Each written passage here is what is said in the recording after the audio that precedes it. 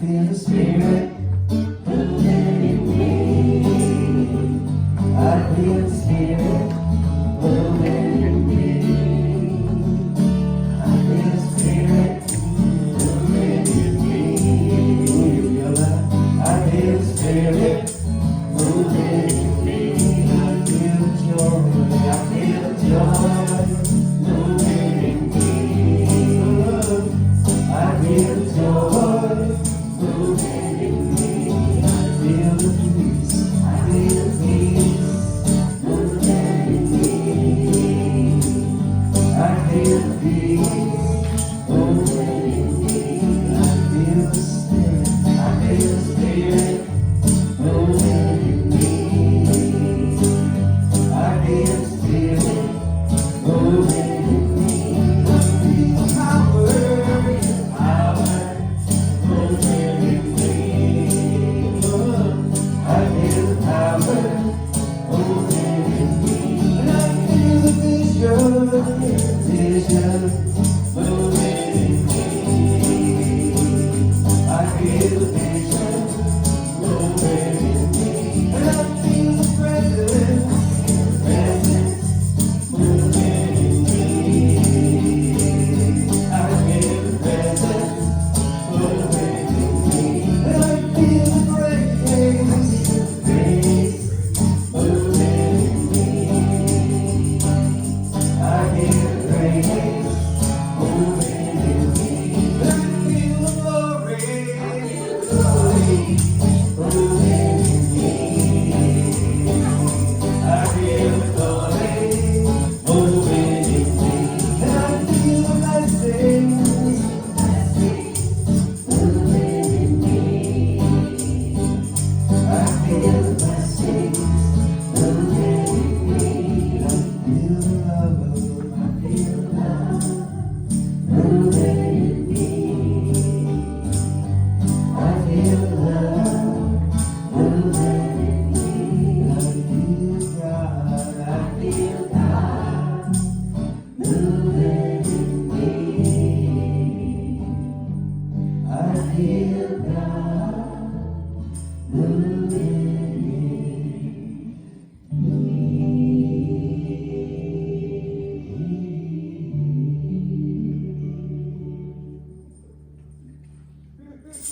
So, I just invite you right now to take a deep breath with me.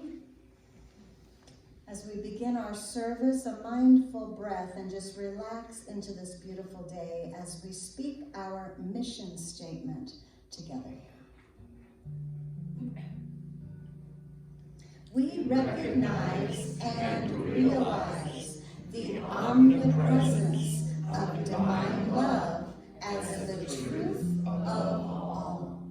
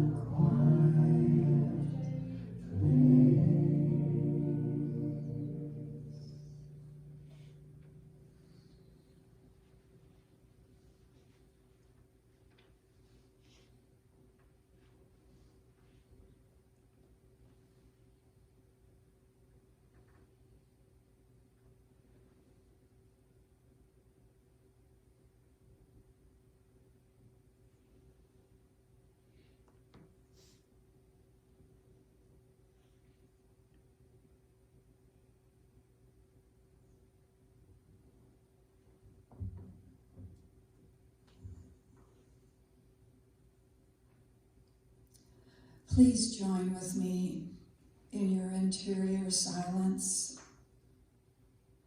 as I join with that silence.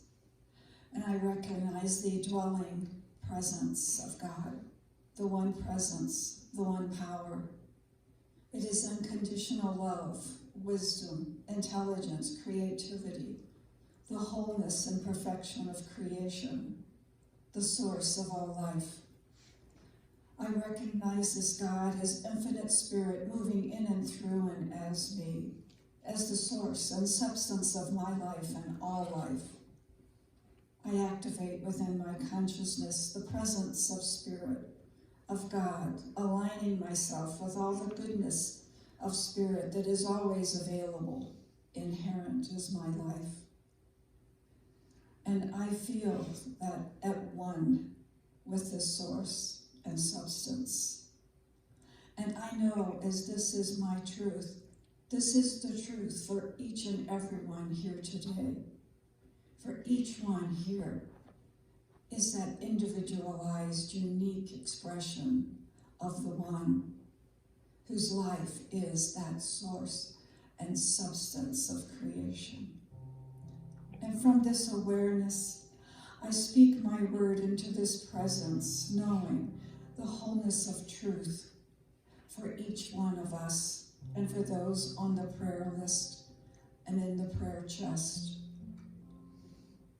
Kayla and Logan, Colton, Lorette, Josie, Verda, John, Tip, Drake, the monastics of the Order of Inner Being and followers of Thich Nhat Hanh, Justina and family, Kathy, Cassie, Russ, Alan, Christopher, Julie, Ken, Jackson, Tide family, all hospital patients, Jim and Deb, Tara and Darby, Bubbles, Compassion, Quentin and Hoff family, Dale Smith. And I know the fullness of spirit is active and present right where each name is, right where we are, and with each request. I know that each life is energized and strengthened from within, for God's life is our life. We are open and receptive to a greater expression of good in the form of love, happiness, peace, and health. I declare that there are no obstacles to our acceptance of the flow of good in our business and personal affairs, relationships, health, and finances. Every good thing necessary for our purpose on earth is abundantly supplied. We see the divine in all and actively live and express love in all areas of our life. We live in gratitude, knowing that all is God, all is good.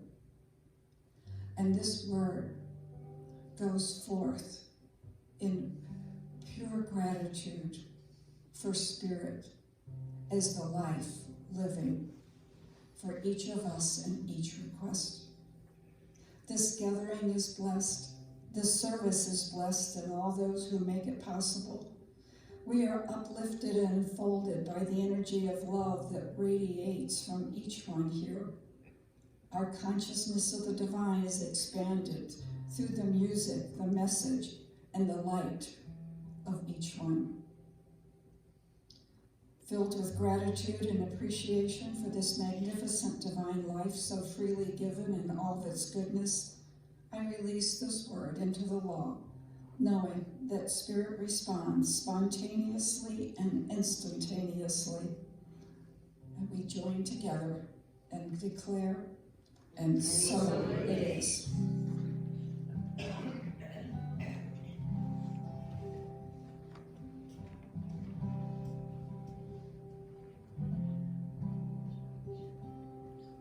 Get ready, my soul.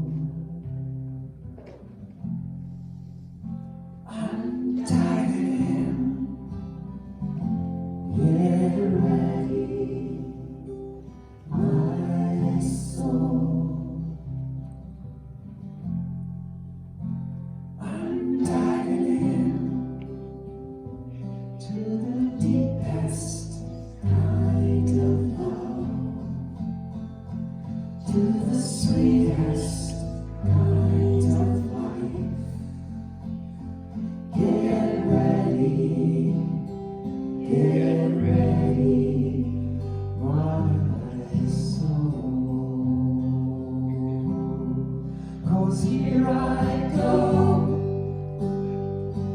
Deeper, deeper, deeper than I've ever been before. Here I go. Closer, closer, closer to my sacred source. Here I go. Deeper, deeper, deeper than I've ever been before. Here I go. Closer, closer, closer to my sacred source.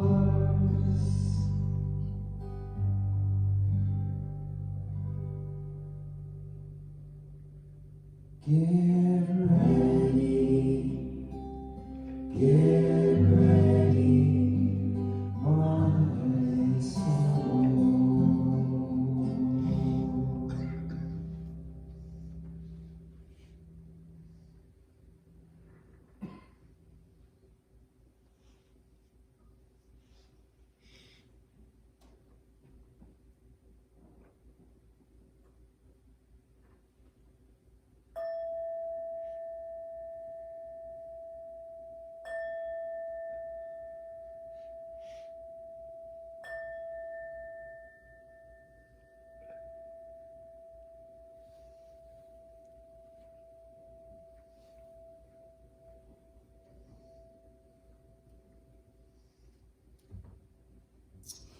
Good morning. Good morning. If there's anything weighing heavily on your mind, you have worries, you need a little bit of help feeling that spirit moving through you, please leave your concerns in the prayer chest at the bottom of the stairs to the left, and the practitioner will be doing affirmative prayer on your behalf during this week.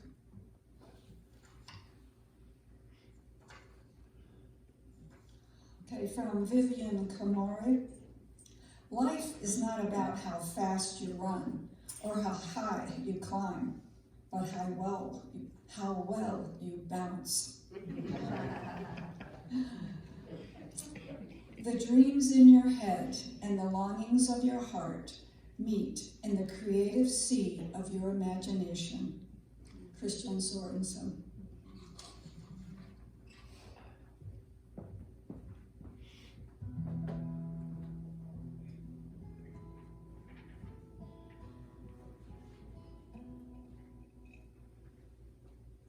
Your love is amazing, steady and unchanging. Your love is a mountain firm beneath my feet. Your love is a mystery, how you gently lift me when I am surrounded. Your love carries me. Hallelujah, hallelujah, hallelujah. Your love makes me sing. Hallelujah, hallelujah, hallelujah. Your love makes me sing. Your love is surprising. I can feel it rising. All the joy that's growing deep inside of me. Every time I see you, all your goodness shines through. I can feel this God's song rising up in me. Hallelujah, hallelujah, hallelujah.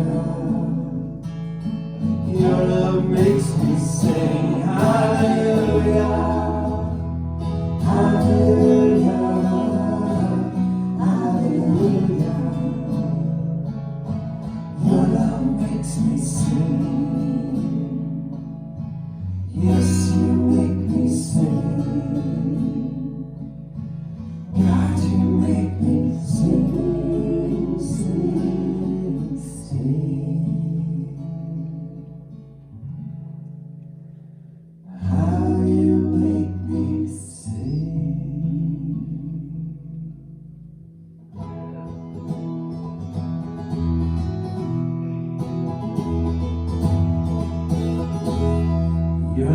is amazing, it's free and enchanting. Your love is a mountain, far beneath my feet. Your love is a mystery, how you gently lift me when I am surrounded. Your love carries me. Hallelujah, hallelujah, hallelujah.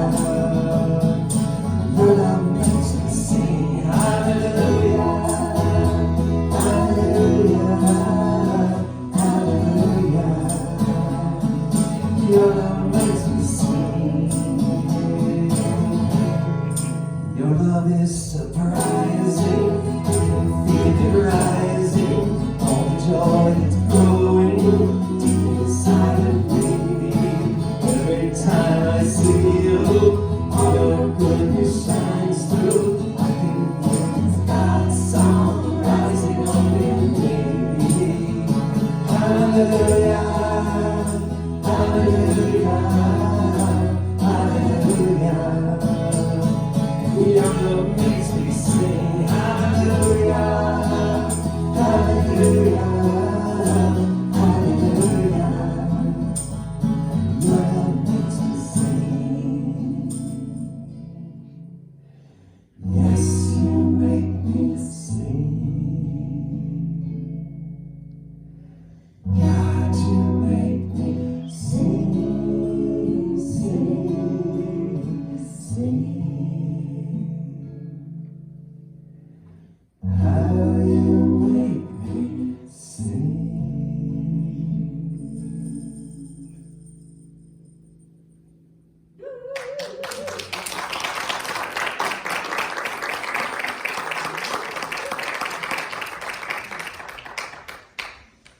Beautiful, beautiful, Dave. Thank you so much. Yeah, isn't he awesome? He is. He's ours. We got him. So, so grateful for all of them up here. I'm grateful for all of you and Jeff back there. And just grateful for this place. Thank you so much. You can all have a seat and I'll call you back. Okay, so don't you love that song? Hallelujah, your love makes me sing. Woo! So like Cammie put me in that place, and then that opening song, and then this song, so I'm really in that place. And I'm going to share with you today from Ernest Holmes again. We are studying, our whole focus for 2022 is abundant living. And in January, we are studying abundant ideas. And this book is full of abundant ideas. And how many people have this book? This is the Science of Mind textbook by Ernest Holmes. Look at all that. How many people have read some of the book? Yeah, yeah. So I decided that one of the best ways to learn what Ernest Holmes has written is to actually read it. How about that? So, right? And so I am going to share again out of this book. And I hear all the time how the language is kind of cumbersome and how he writes. And it can be. I think he just got so excited he made like really long sentences. And so what I have to do is really study. It's not light reading, it's really studying. And I'll take something and I will look up that word in the dictionary to see what exactly is the true meaning of that word that he's using, and then relate it. It takes a long time to read it. So today, I have read through this 3rd chapter because we're studying the first 4 chapters in the introduction of this book, which I realize I have the original text of this book, like I think it's like the 1926 text or something. Is that true? And it doesn't have that introduction in that original one. So he kind of summed everything up in these first 4 chapters and put it in these later books. And he talks about, the first week we talked about the thing itself. The thing itself, and we decided that was God, that is divine intelligence, whatever you want to call it, it is the thing itself. And then we talked about the way it works. And we talked about that last week, the way the thing itself works. And this week on the 3rd chapter, we're talking about what it does. And I read this chapter. It's a little bit longer chapter than the one before, but I'm not reading the whole thing. Don't worry, I'm not reading the whole thing, but I have highlighted, and I've also studied what these words mean, and so I kind of pulled out some of the things that I think are real pertinent to learning what Ernest Holmes says the thing itself does, okay? So I am going to read out of this 3rd chapter. It's so funny if you could see my book. I just have writing like everywhere in here, like I'm really going to turn it and read that. But I might, you never know. So those are reminders for me. That's like if I looked up a word to get the definition, you know, I'll write it in here so that when I read that word, I can change it out for my new definition to get a better understanding. So here we go, what it does. He said, we should approach the study of this science rationally. For while it is true that we are immersed in an infinite intelligence, a mind that knows all things, it is also true that this intelligence can acquaint us with its ideas only as we are able and willing to receive them. The divine mind, or God, or the thing itself, or whatever you want to call that, is infinite. It contains all knowledge and wisdom, but before it can reveal its secrets, it must have an outlet. This outlet we shall be compelled to supply through our own receptive mentalities. So right there, it must have an outlet. I love that because he calls it an outlet. If it's an outlet, it must mean it's within us. We have to let it out, right? So he says, I'm going to read the side here.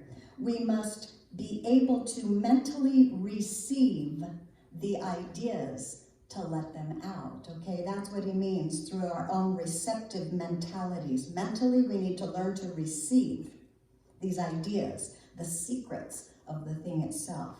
Sounds so mysterious. All invention, art, literature, government, law, and wisdom that has come to the race has been given to it through those who have deeply penetrated the secrets of nature and the mind of God. Perhaps the simplest way to state the proposition is to say that we are surrounded by a mind or intelligence that knows everything, that the potential knowledge of all things exists in this mind, that the abstract essence of beauty, truth, and wisdom coexist in the mind of the universe, that we also exist in it, and we may draw from it. But what we draw from it, we must draw through the channel of our own minds. A unity must be established and a conscious connection must be made before we can derive the benefits which the greater mind is willing to reveal or impart to us. The Spirit can give us only what we can take. It imparts of itself only as we partake of its nature. It can tell us only what we can understand. The universe personifies itself through man in varying degrees according to man's receptivity to it. So you can see how that is why we are each unique individuals. We're each receptive at a different degree, at a different level. And so the universe personifies itself through each one of us in varying degrees at the level of our receptivity to it. The universe is impersonal. It gives a light to all. It is no respecter of persons. It values each alike. Its nature is to impart. Ours is to receive. When we stand in the light, we cast a shadow across the pathway of our own experience. Emerson advises that we get our bloated nothingness out of the way of the divine circuits. Ernest Holmes studied Emerson a lot. So in this next part, he talks about God is simple. He talks about the simplicity of this. It doesn't sound simple, but in the simplicity comes out the diversity and the multiplicity. He says, the arrogant have not perceived the simplicity of faith, but the pure in heart see God. The farmer has seen the heavenly host in his fields. The child has frolicked with God at play. The mother has clasped God to her breast, and the fond lover has seen him in the eyes of his beloved. He says, we look too far away for reality. When I read this part, we look too far away for reality. I love that sentence because somehow we think that God or spiritual things don't have anything to do with all of our life. You know, we pick and choose where it's important, and well, you know, I'll take care of this, God, because this is super important. You can take care of that because I know it'll work out. Seeing that God is right here in our life in every single moment pertains to every single thing in our life, not just one or two. So to know that no matter what is going on in your life, it's of that universal nature moving through you at the level of your understanding of whatever it is. I read a book when my oldest children were really young. I read a book called Whole Child, Whole Parent. And I don't really remember who the author was, but I loved the book. And one of the things that this reminds me of, we look too far away for reality, was she was mentioning in there about God expressing through just the ordinary person. I mean, who else would God express through besides the ordinary person, right? And she was talking about watching, not just watching, but recognizing. The thing that stood out for me, when I was young, I worked at a soda fountain called Soda Straw. And, you know, the guy who makes the ice cream is called the soda jerk, right? And she was talking just this small little thing, watching someone, a soda jerk, make ice cream. And he was in the zone. We've all done something where we've been in the zone, right? We know what that means. This guy was just serving ice cream and he was in the zone. And that's what I think about when I think about we look too far away for reality. Reality and what is real is what never changes. It's the essence of that soda jerk coming through, serving, you know, with the smile on his face. He was just like in the zone doing it. Be in the zone doing anything, right? So he's talking about that. That's how simple God is. Simple. Reality is closer than you think. God is right here, alive, right now, and now, and now. To return to a sane simplicity is one of the first and most important things to do. A sane simplicity. Let us do away with a ponderosity of thought. A ponderosity of thought, and approach the things simply and quietly. It is the nature of the universe to give us what we are able to take. It cannot give us more. It has given all. We have not yet accepted the greater gift. Spiritual wisdom says that God manifests through everything and is incarnated in all men. That all is divinity, and that nature herself is the body of God. Ooh.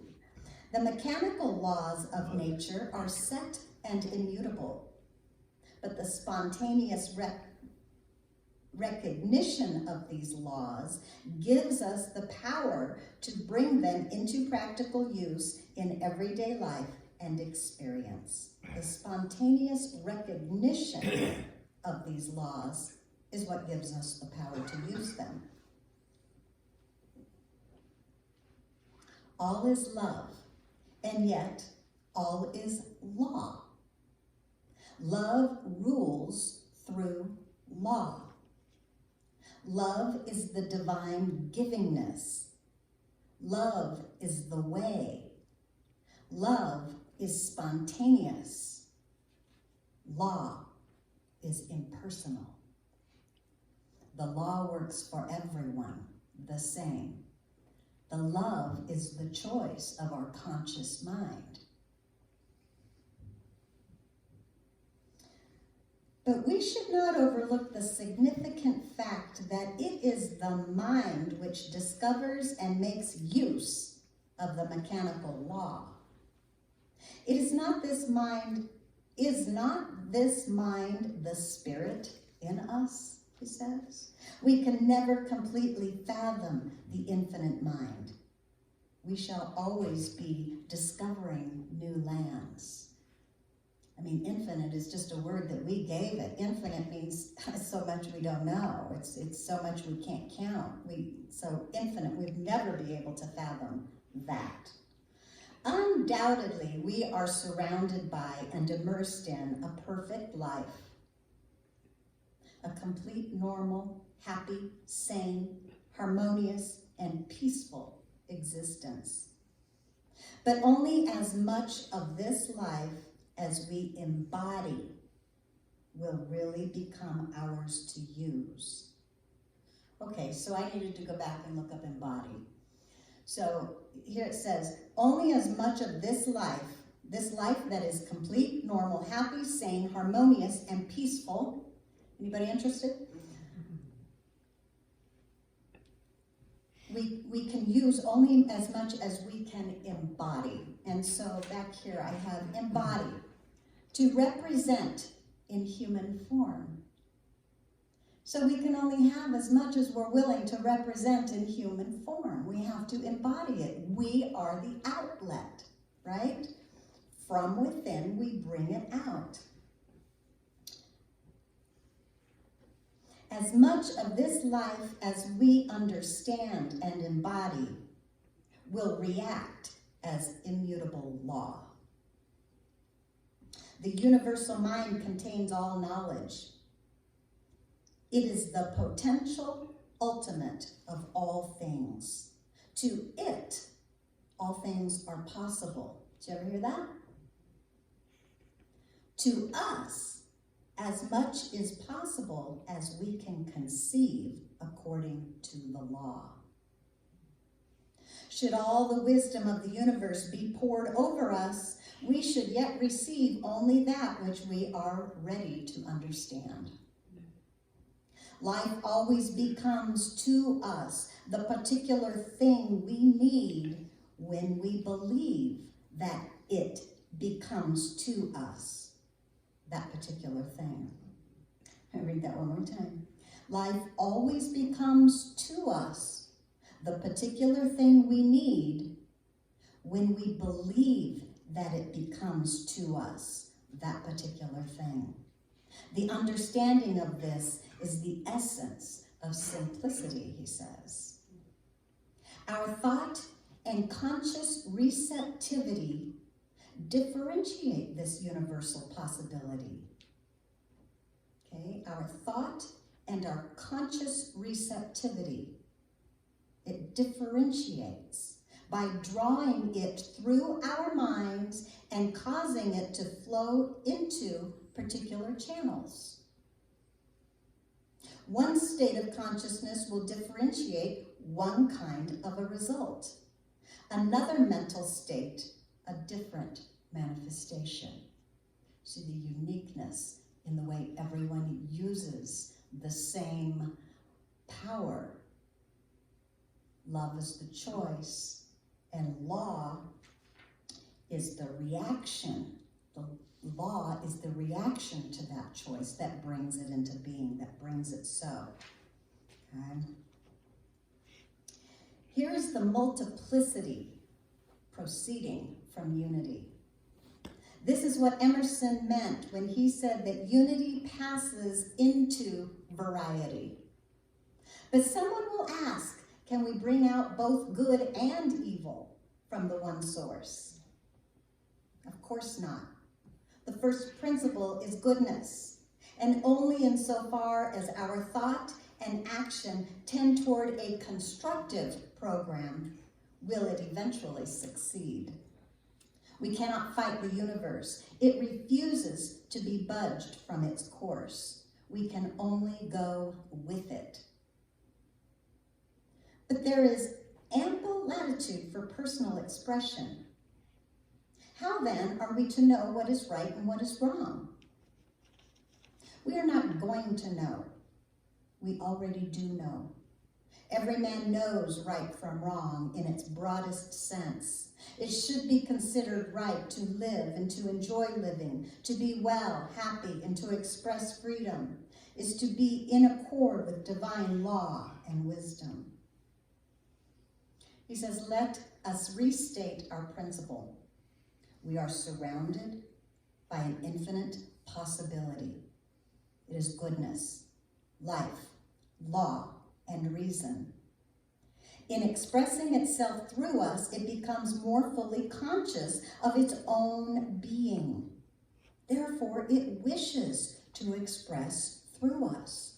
That's where our desire comes from, a desire to express more, right? As it passes into our being, it automatically becomes the law of our lives. It can pass into expression through us only as we consciously allow it to do so. Therefore, we should have faith in it and its desires and its ability to do for us all that we shall ever need to have done. Since it must pass through our consciousness to operate for us, we must be conscious that it is doing so.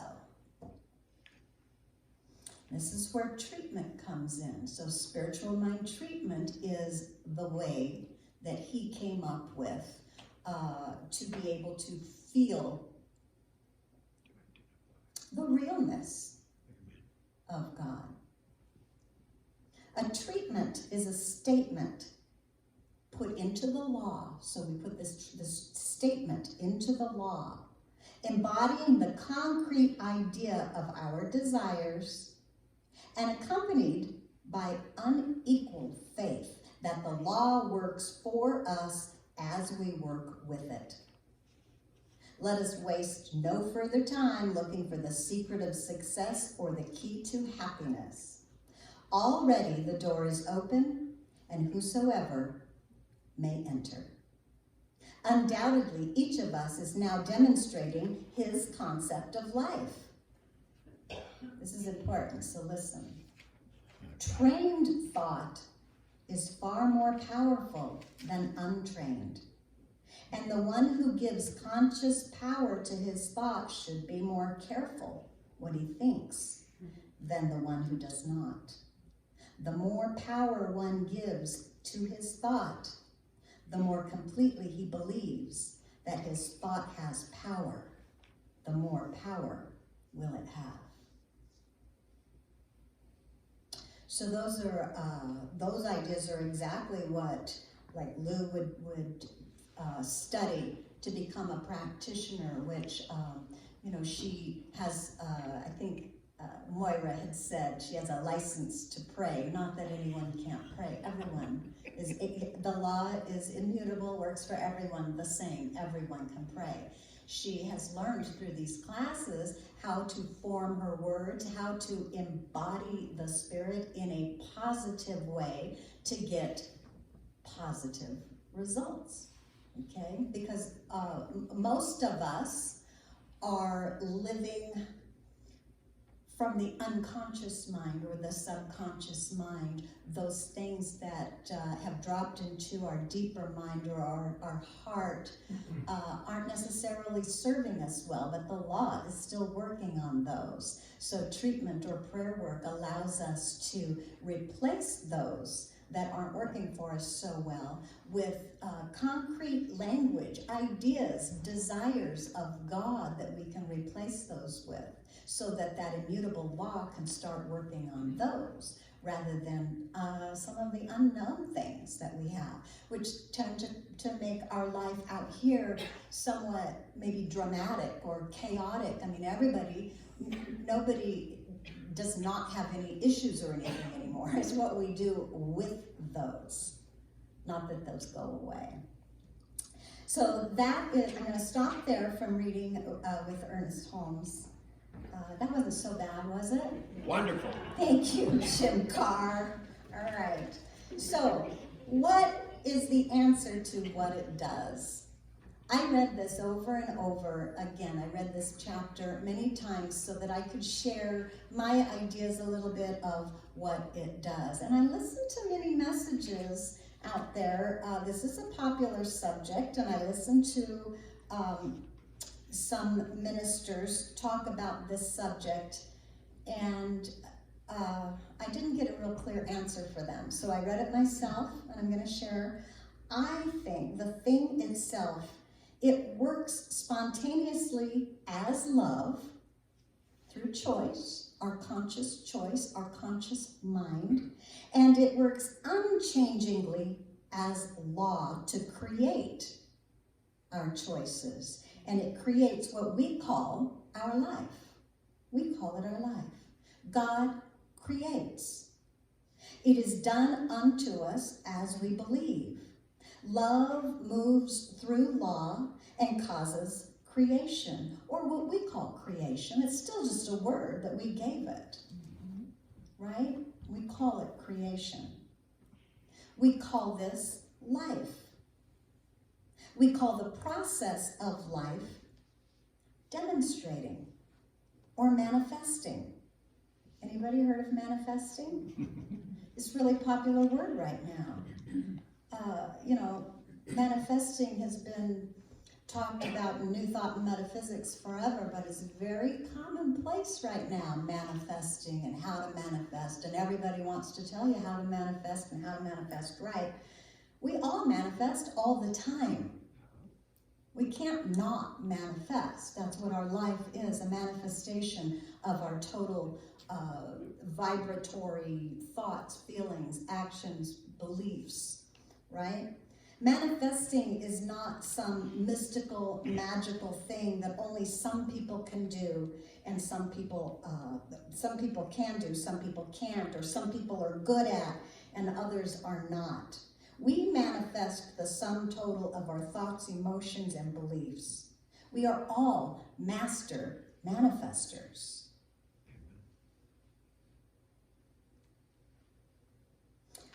It's just what we do. It's what God does. Creates, manifests. It's what the thing itself does. It creates out of itself from the invisible thought to the visible form, according to its own law.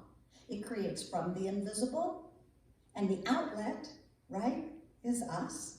It creates to the visible.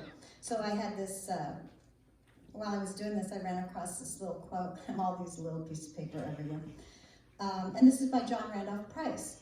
He says, the time frame between the invisible and the visible is only as short or long as the degree of faith and trust in the power. You guys.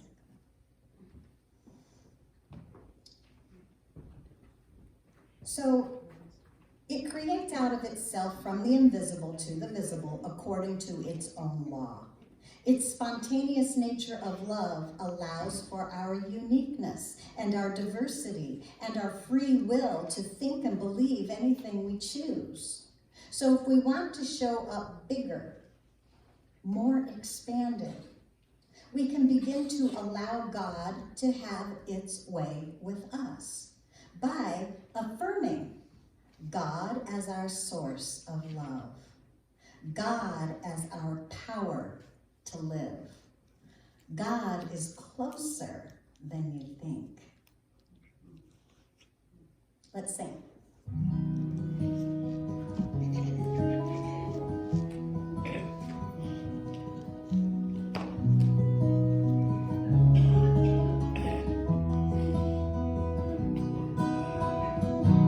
God, you are every mountain. God, you are every ocean. God, you are every canyon, every inch of earth and sky. God, you are every morning. God, you are every midnight.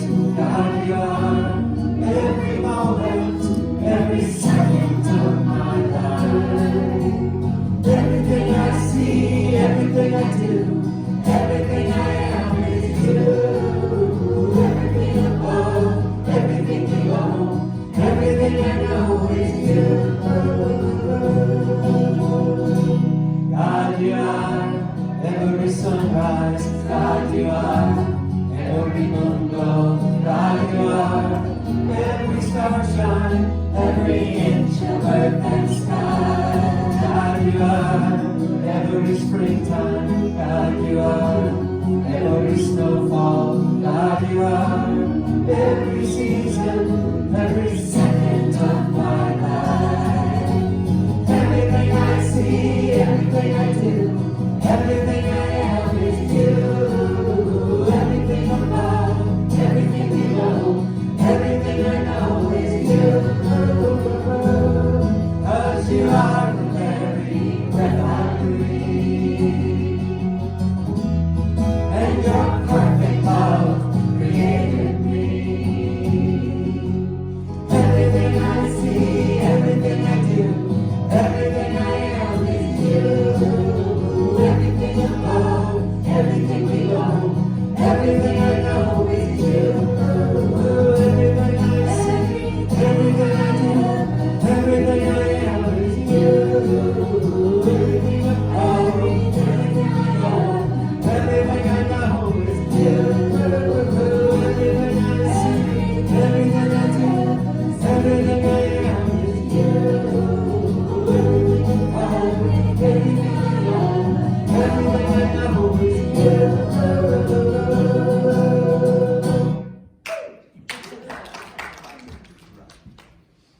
Okay, as the ushers come forward, this is our time to consciously participate in the law of circulation.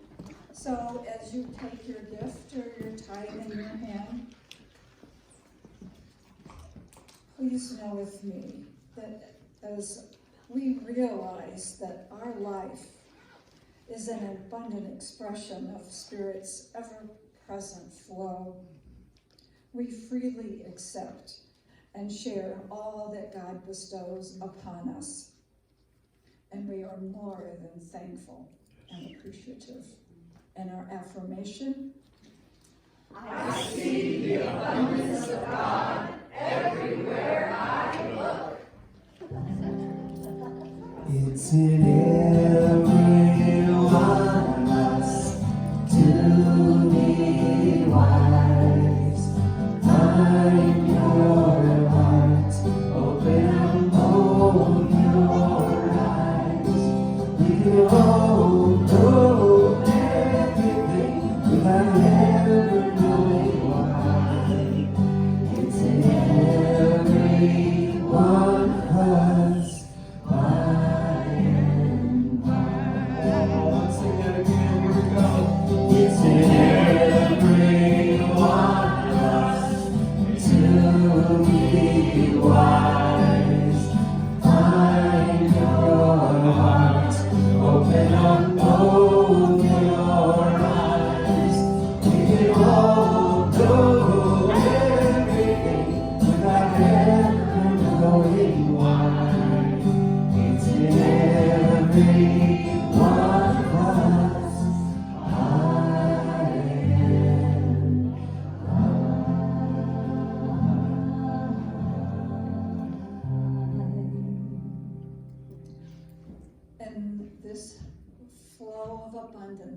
gratefully received as it goes forth, blessing our church, our community, and our world.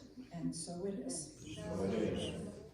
So these are great ideas to replace some of the maybe things that we have in our minds that aren't working for us. We can consciously choose to put something new into our mind and say it enough that we know it by heart, our deeper mind, okay? We know it by heart, and then the law will work on that.